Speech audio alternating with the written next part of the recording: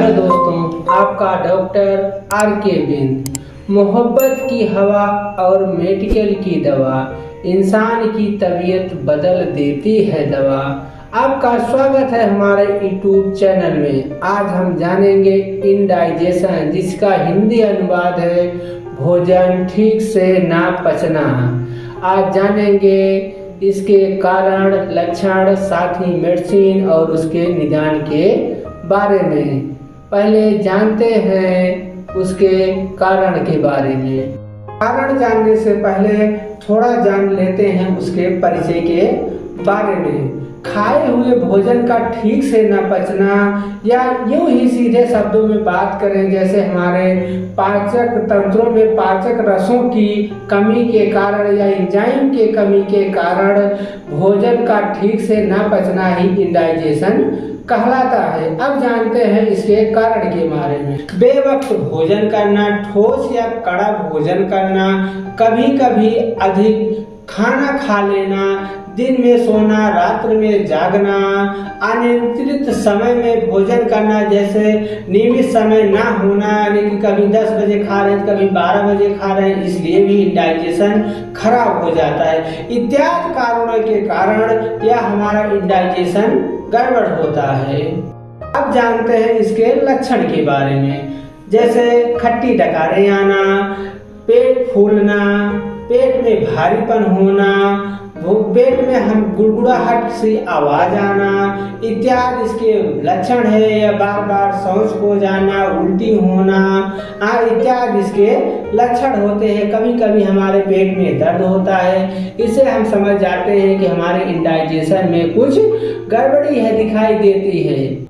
अब जान लेते हैं थोड़ा इसके पहचान के बारे में। हमें कैसे एहसास होगा कि हमें ये रोग हुआ है कि नहीं हुआ है। भोजन करने के बाद पेट का फूल जाना, वमन की इच्छा होना, प्यास की तास लगना, पेट में थोड़ा बहुत दर्द होना, बार बार मल ले जाने की इच्छा होना या दस्त जाने की इच्छा होना, इत्यादि कारणों से इसे आसानी से पहचाना जा सकता है कि हमारा इंडाइजेशन गड़बड़ है। अब जानते हैं हम इसके दवा के बारे में, हमें क्या दवा चलानी चाहिए। पहली दवा है हमारी पेरिनाल।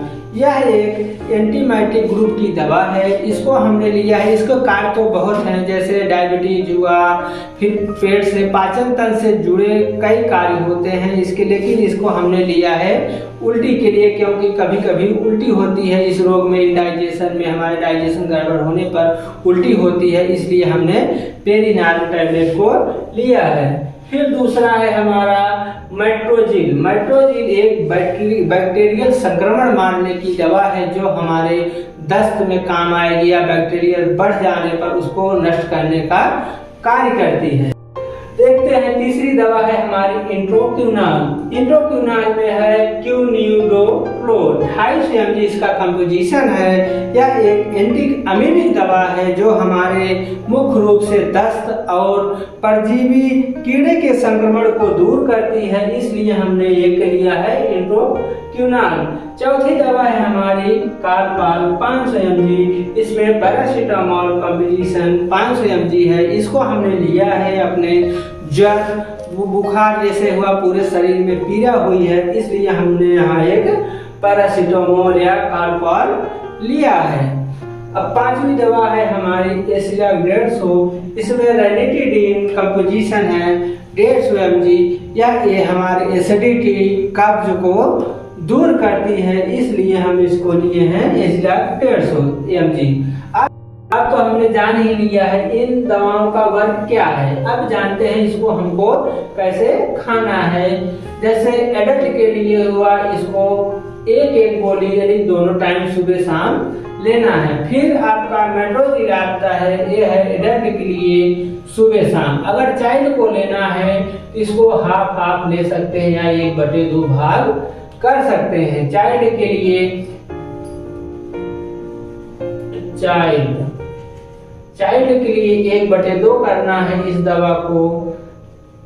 फिर आपका है इंट्रोक्यूनाल। इंट्रोक्यूनाल को एडल्ट के लिए 2 टाइम सुबह शाम, चाइल्ड के लिए 1/2 भाग करना है। अब है आपका कालपाल। अगर इसको एडल्ट को देना है आपको 2 टाइम सुबह शाम। 10 वर्ष के बच्चों को देना है 1/2 भाग या हाफ करना है इसको। फिर आपका आता है एसिलाक एडल्ट के लिए 2 टाइम 1 गोली और चाइल्ड के लिए हाफ 1 गोली सुबह शाम। ऐसा करते हैं, ऐसे ही खिलाते हैं। ये रहा इंडाइजेशन की मेडिसिन, जिसको हिंदी भाषा में हम कहते हैं भोजन का ठीक से ना पचना। यह वीडियो आपको कैसा लगा लाइक शेयर कमेंट करना ना भूलें। फिर मिलते हैं अगले वीडियो में, तब तक के लिए बाय बाय।